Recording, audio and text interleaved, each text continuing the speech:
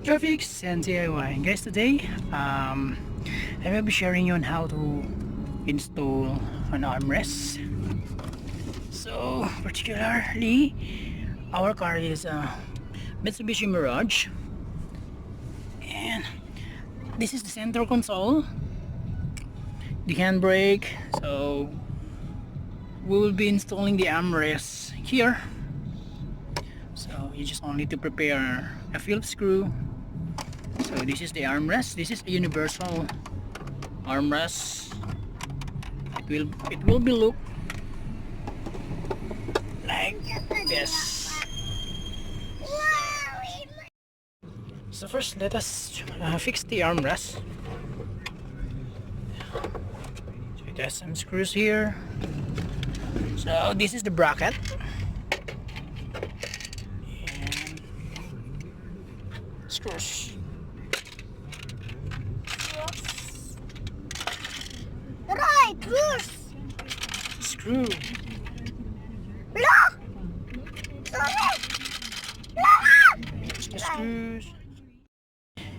So guys, ito na siya ngayon. Bali, ang gagawin natin, mag-i-screw tayo dito para talagang mabubutasan itong ayan, ito. So talagang mag-i-screw tayo dito sa gilid para ma-fit itong armrest. And may butas naman siya.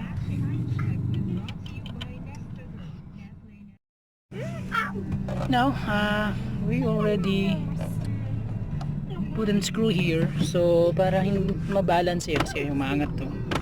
So, kailangan din natin maglagay ng screw dito. So, kahit mga dalawa dito at saka dalawa. Ganun din sa kabila.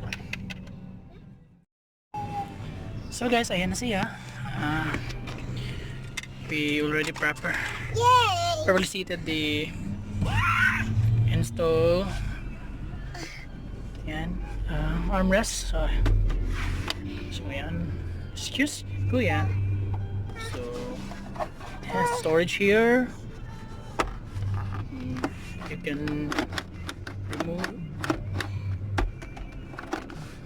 here the foam.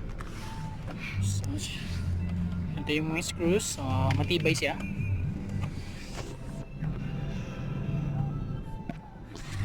Then now let's check the another one. So ayan siya ngayon. Yan. You can also adjust itong foam o kung saan kayo comfortable. Yan, pwede mo siyang atras. Ayan.